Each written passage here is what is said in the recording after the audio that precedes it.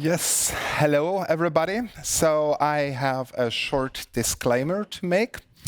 And that disclaimer is pretty much related to what we heard this morning from Michael, because I used ChatGPT to come up with a nice metaphor for my presentation. So if for any reason you hate my presentation, please blame it on the AI, not on me. With that said, I want to talk today about the Weedkiller workflow and how we basically use the Knime analytics platform to structure our data gardening. So every good company presentation starts with some numbers, right? Who we are, what we do. So we are an electronics company, and I will share with you in a moment why that is important. So what you could read in our publicly available finance reports is stuff like how many employees we have, what revenue we do, what net income we have, how our profit margin looks like. And you probably have seen these kind of presentations before, but I must say I kind of find them boring. However, in these hundreds of pages of our last financial report, there is one important data point that might interest you, because we run factories. So a lot of factories, actually over 300 globally. And these factories, to stay in the Knime lingo, have one important input part, besides humans and buildings and everything, but there is one critical input port, and they need parts. As an electronics company, we need stuff like PCB boards, we need stuff like relays, we need stuff like transistors. And to put it mildly, 350 factories on a global level, they need a lot of parts. So I overheard some conversations yesterday, especially during the dinner time, and heard that some of you were gamers. So you probably are aware that electronic parts, for example, if you wanted to buy new graphic cards for your gaming PC, were for a certain amount of time pretty hard to get.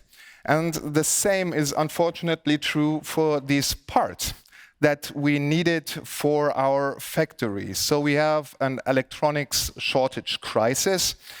And this crisis basically puts people like me. I come from a procurement department, so I help our factories get all the stuff, all the parts they need, into crisis mode. But if the situation was not already bad enough, it got worse. Actually, much worse. Probably you have seen this before. What used to be a few-hour transit from the Red Sea into the Mediterranean, because electronic parts were mainly produced in Asia and shipped over to Europe, for example, what used to be a few-hour transit all of a sudden became a 2 weeks travel. So instead of a few miles through the Suez Canal, all of a sudden you had to go around the Cape of Good Hope. Some ships did this, including such nice things like piracy. And that basically leads to a reaction like this in procurement. If we were not also in electronics crisis mode, we're now in logistics crisis mode as well. So, procurement within Siemens is a finance function. And what does a good finance person in crisis mode do? Probably, you know what we usually do? Well, we create an Excel sheet, right? Spreadsheet is the solution to all of life's problem. This spreadsheet, maybe to explain it a little bit, lists around about 600 parts, round about 40 suppliers, and of course 52 weeks. You might recognize this at the top. And it is a tracker that basically tracks all our factories when we run into a production stop. If you're not from the manufacturing world, production stop probably is the worst thing that can happen to you right after being dead. And because it's super expensive, we're talking about tens of thousands of dollars for just one production line per hour. So, for example, we had occasions where we decided that it would be more sufficient to fly in a $5 ball bearing by a helicopter rather than having a production stop. And you see these red parts here in the spreadsheet. They actually indicate when that production line does not have enough parts anymore. And this was the time when my data visions colleagues from Siemens, who basically also taught me Knime a few years ago, and I were involved, and we looked at that spreadsheet and said, oh, okay, it's a spreadsheet once again, probably we use Knime to solve that. Let's just have a look. What is so special? What's your problem? If you have a good spreadsheet solution, why not use it? Well, the thing is, it was not working all the time, and they couldn't figure out why it was not working. Because how was this spreadsheet set up? They used a super innovative technology called VBA. Okay, VBA, first facepalm moment. Then the next question is, okay, maybe we can just talk to the developer of that VBA. So, hey, colleagues, can we have a chat with the developer? Who developed it, by the way? Well, that was a working student. Second facepalm moment. It's just like, you know, is that working student still with us? Maybe did we hire him? I mean, if he developed a great solution. No, we didn't have a full position, so he left for another company. All right, can we at least then later on exchange that spreadsheet with something new, with a new workflow, with a new app or something? No, you can't do this because we have shared this with 50, 60 people and they're already in crisis mode. We cannot exchange it for something new. That was basically then, of course, our third facepalm moment. So, what did we do? We took the Knime analytics platform, which is, and now I get a little bit back to the ChatGPT metaphor that was suggested. We used the Knime analytics platform to basically clean up that data jungle or tame that data jungle because it's our preferred gardening tool. So here's a short look at the workflow that we initially built. And we had a few of the gardening tools, so to say, that we used were, for example, of course, when working with Excel, we used an Excel reader. Really love the, let's say, newer version of the Excel reader because it allows us to do so many steps in just one node instead of chaining a few more nodes together. We, of course, used lots of filters to get rid of the unwanted weed or unwanted clutter, so to say, in that spreadsheet file. We used basically string manipulation nodes as a kind of hoe to do labeling and label positions the right way, because at the end of the day, what resulted of the spreadsheet file was get sent back to suppliers, and they then prioritized our deliveries. So get these red bars that you've previously seen further away from our production line, so to say. And of course, we used a planter, the then new Excel cell updater, which we really loved. Probably some of you have seen the videos I have done on the Continental Nodes extension, where you can do Excel formatting as well. But we were super happy to see that there is a Knime native solution now as well, because we just could write the data, the cleaned and adjusted data, back to the existing file. So what were some of the fruits that we were basically able to harvest? Well, probably the biggest fruit that we could harvest were really like time savings. So we had some controlling people in our procurement department who actually did this every week, like copy-paste stuff, try to find errors, reverse engineers, massive multifunctional formulas, which were really a mess. And they did this basically one whole day every week. And my first thought when I heard this was, oh my God, that poor guy. At least for me, it was not a task I wanted to do. Just imagine if this is your task and all of a sudden you have to do this every Friday, the whole Friday. You just run the workflow Friday morning and it's done.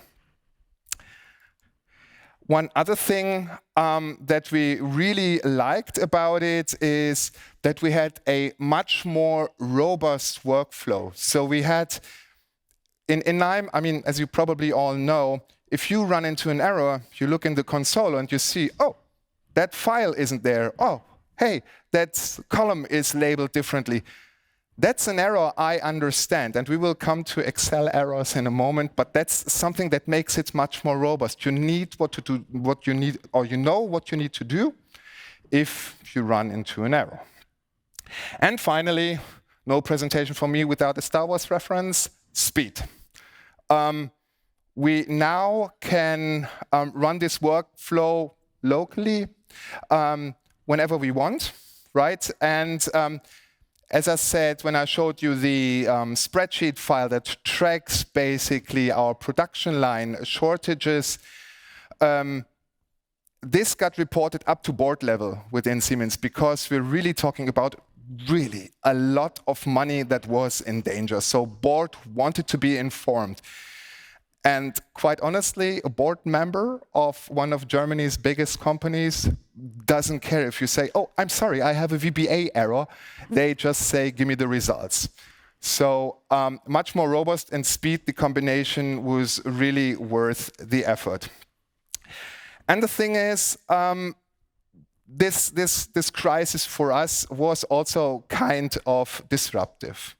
But this plant, if you want, only lived one summer. So, question, was that a failure after all? I wouldn't say so. Because if you remember where we were coming from, we came from that spreadsheet file, they still had it. We went over to Knime, and finally, little advertisement block, we used our own low-code platform, which is called Mendix. That's how they do it today. Was it a failure? No way.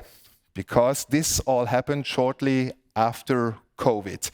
And you have to remember, probably all of us know what happened in COVID. We all had to stay at home, no group meetings, no department meetings, nothing, all virtual, if at all. So what did the colleagues do in their first meeting after 3 years? And that's a short anecdote that I really like a lot. In their first meeting after 3 years, they were so convinced by the Knime Analytics platform that in their first 2-day meeting, they spent a whole day brainstorming new use cases for what else they could use Knime Analytics platform for. So that basically made it a success story for me at least, and for the colleagues from our data visions team who co-developed this with us, or we with them, depending on you.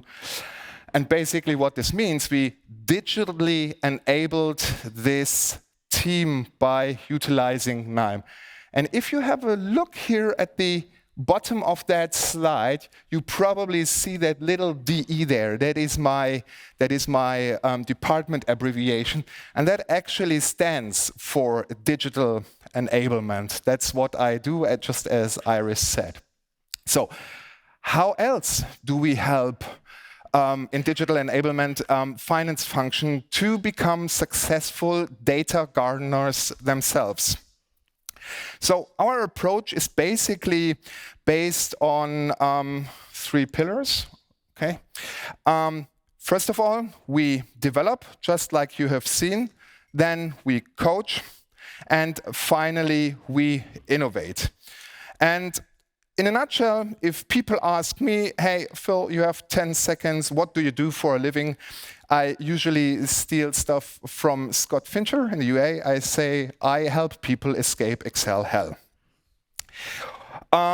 Or, to put it slightly, or I usually also use a quote by the great Gary Vaynerchuk, because he already said like 15 years ago, stop doing shit you hate. And I usually say, if I'm a little bit more offensive, I help people stop doing shit they hate. So let me dive a little bit deeper in how we do this, actually looking at the three pillars one by one. So we develop Knime workflows, for example, to free up capacity to gain new insights. Or we could better say we co-develop Knime workflows, because that's what the second pillar is all about. But I come to that in an example. So let me just share with you some of the examples of other fruits that we were able to harvest. So, for example, we have created a workflow where previously the user had to use something like this. And if you ever receive a spreadsheet file with something like this, or even worse, good luck, because quite honestly, nobody can reverse engineer this, at least I can't. And he turned it into something like this. This now, from a user experience perspective, is so much better than digging into such an Excel file and trying to figure out what K2 stands for. So that was really a huge success in usability. Usability, my perception at least, is something that is often considered second or third priority. However, I personally find it super important because it helps people to adapt these new technologies, and we already have seen that with the new Knime version 5, probably. Another thing that we, for example, have done, I have another colleague in procurement who does every quarter a big bidding online for IT hardware. So we have a bidding platform just like eBay, where we do some biddings and suppliers hand in their stuff. And then we have scenarios, usually 3 to 5 scenarios, because we never ever award everything to one supplier, no matter if he's the cheapest or not, because we always run in crisis mode. We always want to have a second source. And besides that, some of our suppliers are also pretty big customers of us. So if we give, for example, everything to HP, our customer Dell would probably not be amused. So we have to split it up like 70-30, 80-20, and that changes every quarter. What the colleague did in the past was basically going through hundreds of IT hardware line items, and we're really talking about several hundred here, and copy pasting over.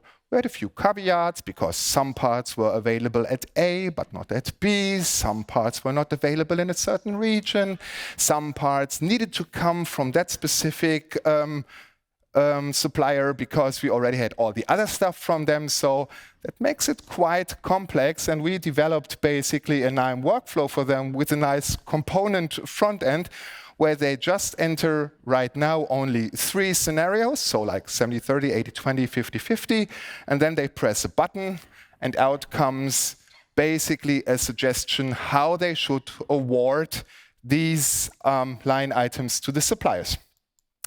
Big advantage here is, again, time savings, because this colleague now has the opportunity to rather consult his stakeholders and help or negotiate with suppliers rather than copy-pasting over stuff for days on end. My personal opinion is nobody should ever do this, so please use Knime. But besides co-developing, we also coach gardeners to grow their own fruit. And that is very important because everybody who develops IT, and I would be so bold to say if you're developing a Knime workflow, you're probably a software developer. But if you only develop and hand over, you pile up stuff and you have to grow from a capacity perspective. This is not something we want to do. We want to co-develop, and for that, we coach people to basically take over their workflows, take over their automations, take over their predictions, and adjust them themselves. So just very recently, we ran several, so I'm going to show you a little funnel here, several, let's say, internal promotion events where we say, hey, have you heard about Knime? Would you be interested to get out of Excel hell? And a lot of people in finance say, yes, please. So we had around about 100 plus interested colleagues. We had about 40 plus signups to a certification course that we offered. Out of these 40, around about 30 showed up regularly. And I just looked at the numbers on Friday. We currently have 25 level 1 certified Knime users, which from my point of view is a good baseline for doing stuff in Knime yourself. So that was the second pillar, which is coaching. And then regarding to Knime, we also try to discover new seeds so we can still be harvesting tomorrow as well. So we try to innovate. So we eagerly are awaiting version 5 of Knime because we feel that we then even can quote unquote sell it to even more people and they are super passionate about using it. Escaping Excel hell again. I hope there's nobody from Microsoft in the audience here. We also heard about the geospatial nodes in Austin. So looking at global supply chains and having the ability to visualize this data together with the data that we have, that is definitely something we are looking into and we really want to do. And then probably a kind of uncommon use case. Basically, I do all my ETL stuff for Power BI in Knime. Yes, I know, I could do it in Power BI as well. The thing is, I just like the visual approach of Knime much more. And also, I just don't want to learn another language like DEX or M because I already know the visual Knime language. So might be a little bit uncommon and not the total clean way to do this, but after all, that's at least how we try to democratize the data usage and data interpretation stuff within our business unit. So, to put it all together, I showed you how we basically helped one gardener get a clean and nice garden that delivers great fruits. I showed you in general how our gardening approach looks like. That only leaves me with the approach if you have any questions.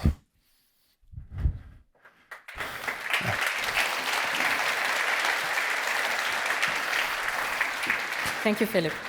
Okay. So, yes, after this great presentation, at least I learned a lot. Are there any questions? I see a lot of light, but we have some people running around. Don't be shy.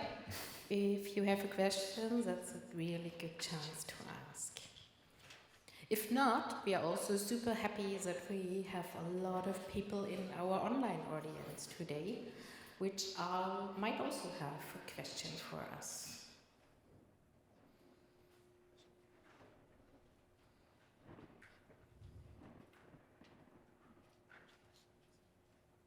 Yeah. One. I can ask something though. Okay. So Philipp, I always wonder how long do you think is a good timeline for learning Knime? Well, basically, if we look at the official Knime curriculum, for example, at the L1 learning path that is also available to us, we usually do this in like 6 weeks, and we have a weekly session of 1.5 hours. I myself started slightly differently. I did, back at the time when I learned, I had a concrete use case and I just rebuilt the stuff that I previously did in spreadsheets, in Knime, in like a 2 weeks timeline. So it depends a little bit on how much time we have. I guess if you follow that famous Google approach of probably spending 20% of your working time on something new, I would say maybe 1 to 2 weeks to get off the ground and see something. And what is quite interesting, what I often see, especially in the coaching part, is you introduce Knime to people and they first open it, and probably some of them are a little bit shocked and say, okay, what is this? What do I have to do here?